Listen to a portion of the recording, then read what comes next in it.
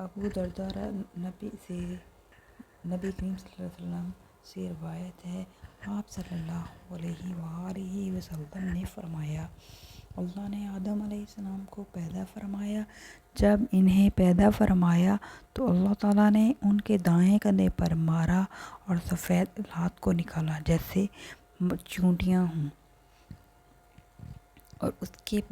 اور اس نے ان کے بائیں کندھے پر مارا تو کالی اولاد کو نکالا جیسے کوئلہ ہوں۔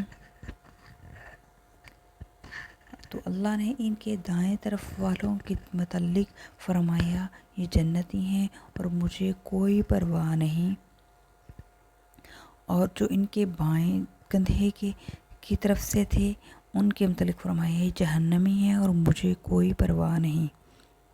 ایک اور حدیث ہے، اس میں ہے، آپ رسول اللہ صلی اللہ علیہ وآلہ وسلم نے فرمایا، جب اللہ نے آدم علیہ السلام کو پیدا کیا، ان کی پشت پر ہاتھ پھیرا تو ان کی پشت سے تو وہ تمام روحیں جنہیں اس نے ان کی اولاد سے قیامت تک پیدا کرنا تھا نکل آئیں، اور ان میں سے ہر ایک کی پیشانی پر نور کا ایک نشان لگا دیا۔ پر انہیں آدم علیہ السلام پر کیا، میرے پروردگار یہ کون ہے؟ فرمایا، تمہاری اولاد۔ پس انہوں نے ان میں سے ایک شخص کو دیکھا، اس کی پیشانی کا نور انہیں اچھا لگا، انہوں نے عرض کیا، میرے پروردگار یہ کون ہے؟ فرمایا، حضرت داؤد علیہ السلام ہیں۔ تو انہوں نے عرض کی، میرے پروردگار آپ نے اس کی کتنی عمر لکھی ہے؟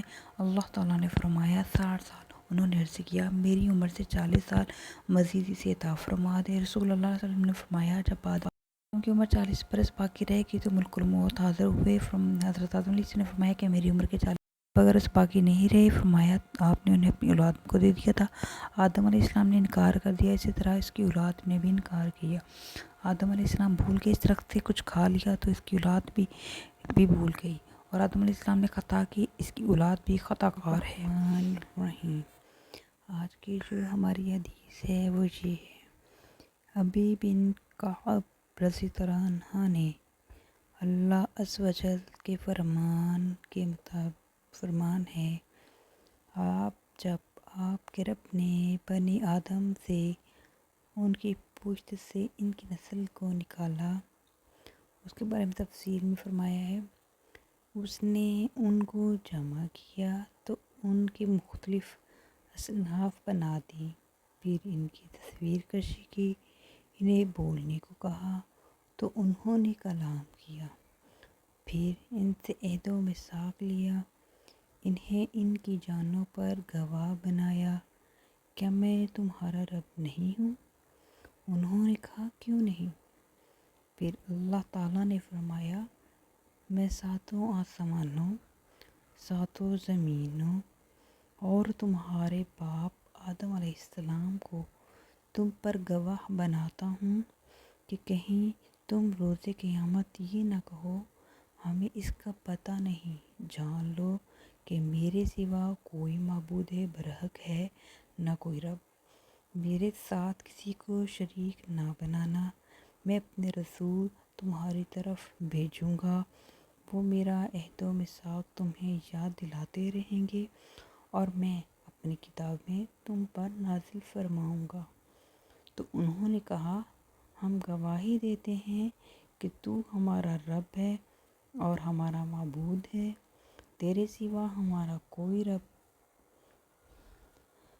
اور رب نہیں اور معبود نہیں۔ انہوں نے اس کا اقرار کر لیا اور آدم علیہ السلام کو ان پر ظاہر کیا گیا، وہ انہیں دیکھنے لگے تو انہوں نے غنی و فقیر و بصورت و بدصورت کو دیکھا تو عرض کیا، پروردگار تو نے اپنے بندوں میں مساوات کیوں نہیں کی؟ اللہ تعالیٰ نے فرمایا، میں پسند کرتا ہوں کہ میرا شکر کیا جائے، اور انہوں نے انبیاء کرام علیہ السلام کو دیکھا، ان میں چراغوں کی طرح تھے، ان پر نور برس رہا تھا، اور ان سے رسالت و نبوت کے بارے میں خصوصی عہد لیا گیا، اللہ تعالیٰ کے فرمان سے یہی عہد برات ہے، اور جب ہم نے تمام نبیوں سے آپ سے اور نوح سے، ابراہیم، موسیٰ اور عیسیٰ بن مریم علیہ السلام سے عہد لیا تھا، عیسیٰ علیہ السلام ان راہ میں تھے تو اللہ نے انہیں اسلام کی طرف بھیجا۔ نوح علیہ السلام کو مریم علیہ السلام کی